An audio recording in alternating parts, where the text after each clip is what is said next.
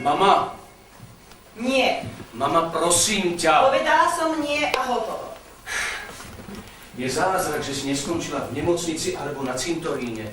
Vieš, aké si mala šťastie? Veď tebe sa nerozbili dokonca ani okuliare. Za všetko môže to auto. Mama, auto nezacúvalo cez celú cestu a záhradu do susedovej garáže len tak pre nič za nič. Dala si tam nesprávnu rýchlosť. Nedala. Namiesto jednotky si zaradila spiatočku. Mal si mi nechať moju starú Fordku, tá by sa tak nesprávala. Auta sa správajú podľa toho, ako ich ovládaš. Dala si spiatočku. Za volant si usadnúť nemôžeš, to nedovolím. To nemyslíš vážne. Pozri. Čo najskôr najmeme nejakého šoféra a ten ťa bude všade voziť. To je absolútne vylúčené. Pozrime sa, ty žiješ. To som nečakal. Chcela som, aby si prišiel skôr ako on. Chcem, aby si to videl na vlastné oči. O čo ide? Stalo sa niečo? Kradne. Houk? Vieš to určite? No myslíš si, že si vymýšľam? Ja mám dôkaz. Aký dôkaz? Toto som našla ukryté v odpadkovom koši. Chceš povedať, že ukradol konzervu lososa? Ja som to vedela. Dobre som tušila, že takí ako on kradnú ako straky. Tak som si ich prerátala. Prerátala. Najskôr strieborné príbory. Strieborné príbory. Potom som šla do komory. Hneď som si všimla, že tam niečo chýba. Bolo tam len 8 konzerv s lososom. A malo ich byť 9. Z vypredaja 3 kusy za $1. Gratulujem ti, mama. Zmeškal som raňajky a prídem neskoro na poradu v banke kvôli konzerve lososa za 33 centov. Chceš 33 centov, mama? Tu je dolár. Tu je $10.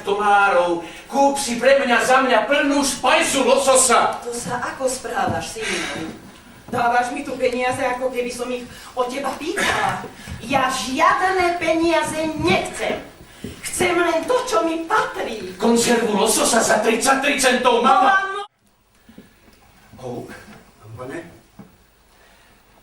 Rád by som s vami na chvíľu hovoril. Jasne, pane, len sa nám dogala, áno? Ozaj, madám, včera, keď ste boli u tej svojej sestry, tak som vám zjedol jednu konzervu lososa. Ja viem, že ste mi ponúkali tie revierka, ale oni boli strašne tvrdé, ako podošla. Tak som bol kúpiť novú. Mám ju dať do špajze?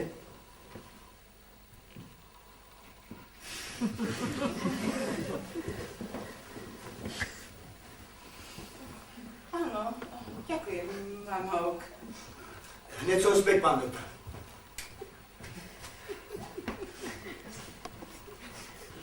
Musím sa preobliecť. Maj sa dobre, syna.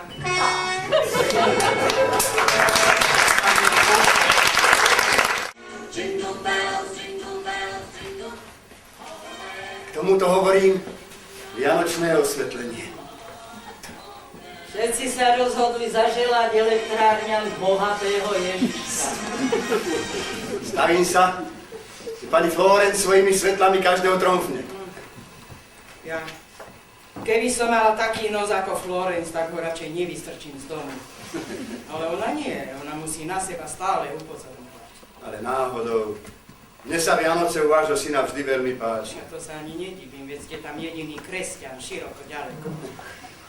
Len dúfam, že tohto roku nebude zase spievať. Glória! Človek by povedal, že jej zabehla kosť. To máte pravdu, pani Daisy. Pozrite, pani Daisy, pozrite sa! Pani Florence dala na krik malého anielika. Keby to tak videl jej otec, starý frajták, ten by vyskočil z hrobu a roztrhol ju ako žabu. Počkajte trochu.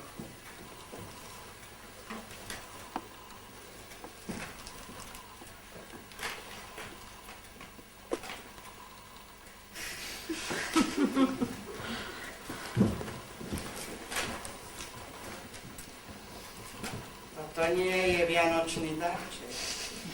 Jasné, že nie. Náhodou som to našla dnes ráno. Tak to rozbavte.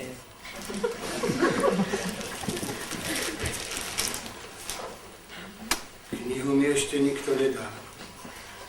Šlapikár. Je stará, ale dobrá. Vždy som učila z tej knihy.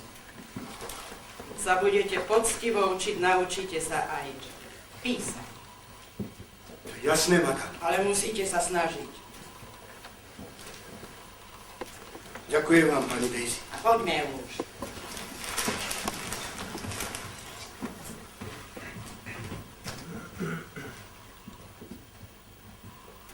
Zapamätajte si, to nie je vianočný darček. Jasné, že nie.